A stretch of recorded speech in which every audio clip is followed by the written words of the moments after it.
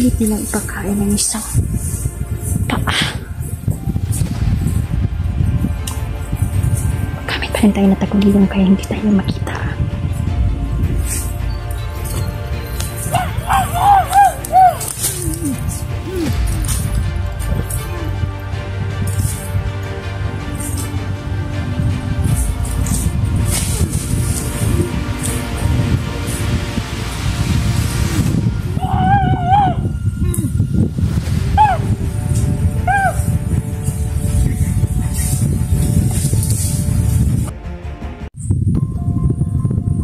Hello, kumusta mga idolo? Magandang araw sa inyo lahat. Napakabilis ng araw mga idolo. Napakaikli ng buhay. Mabilis ang panahon. Hindot unta mga idolo na wala na kamatayon ng tao ba? Apan. Kaya ang mga tao makasasala man namugna ang kamatayon.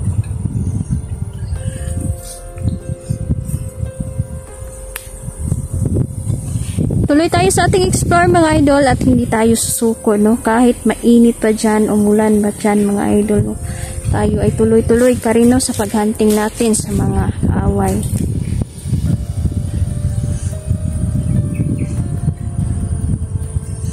Patuloy pa rin tayo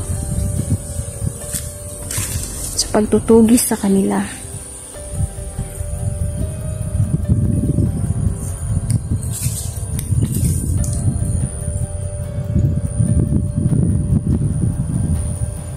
Maikli lang ang buhay idol, magpatawad tayo.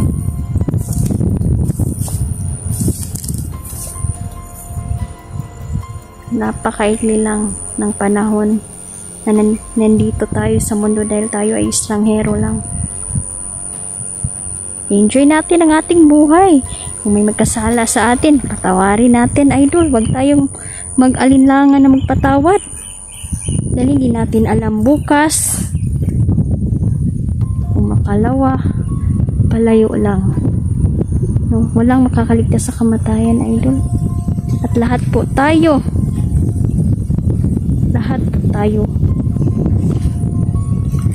hukmanta, no? Hukmanta pag abot na to dito, pag abot sa paghukom na ay panghitabo nga i-charge ta mga idol sa atong mga binuhatan. Muna hanggang buhay tayo. Enjoy na lang natin ang ating buhay idol. Enjoy na lang natin ang bawat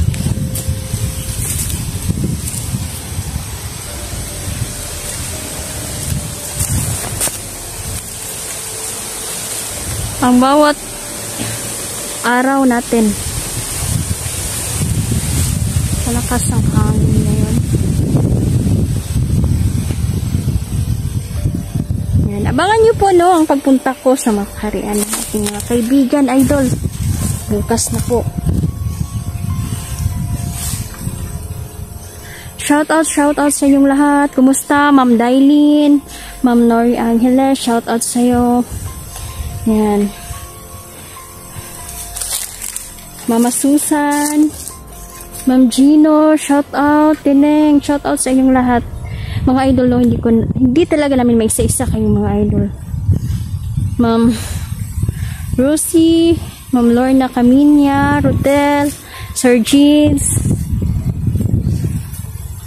sa lahat ng mga nag-comment, mga viewers natin, kumusta?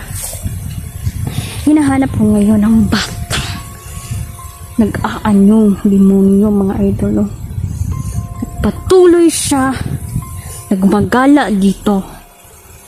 Kahapon lang may bata na muntik na malunod dahil nakita daw nila yung bata mga idol, no?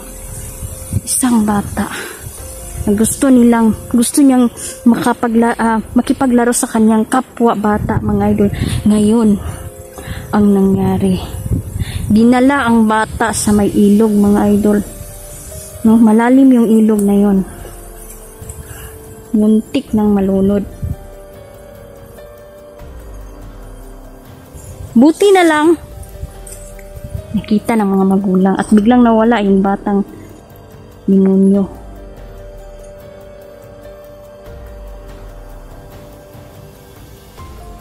Ang kaaway natin ay mapanlinlang. Mapanlinlang sila, mga idol. Pinagaya nila lahat. Pwede tayong gayahin. Yung mukha natin, pwede. Kasi, demonyo ang ating kaaway.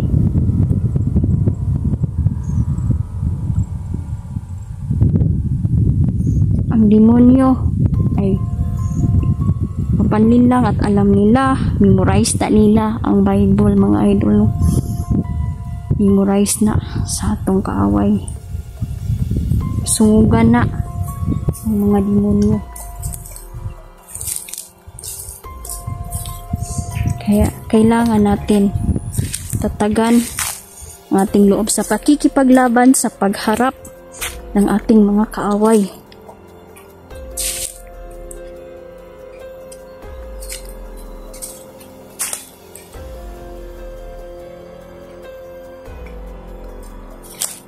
Binigyan tayo ng Diyos, mga idol, no, na makapili tayo sa mali ba o sa tama. Mahal tayo ng Diyos, mga idol.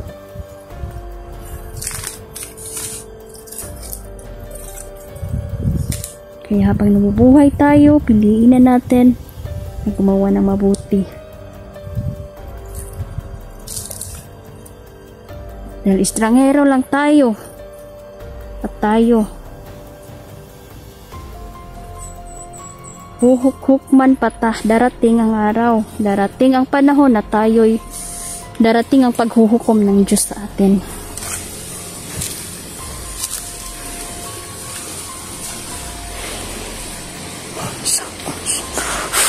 May kalaban. Kasama natin ang kalikasan, ang aking mga kaibigan sa pakikipaglaban. Ngayon,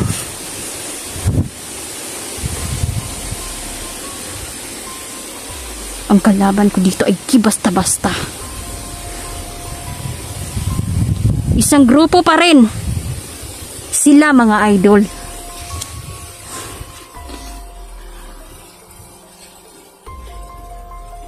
Yung ilan ay kumampi sa kalaban. Naging awulo sila at ngayon ay naging kalaban na. At para makumpleto ang ritual nila, kailangan nilang kumuha ng mga puso ng tao upang kumpletuhin ang kanilang lakas. Nararamdaman ko na may kalaban sa paligid. Patay kung patay.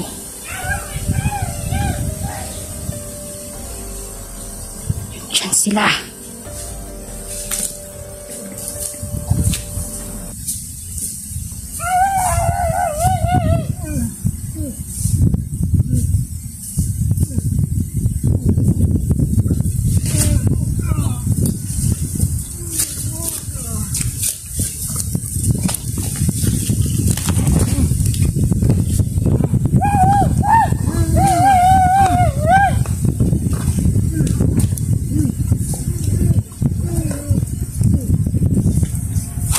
Pilit nilang ipakain ng isang paa.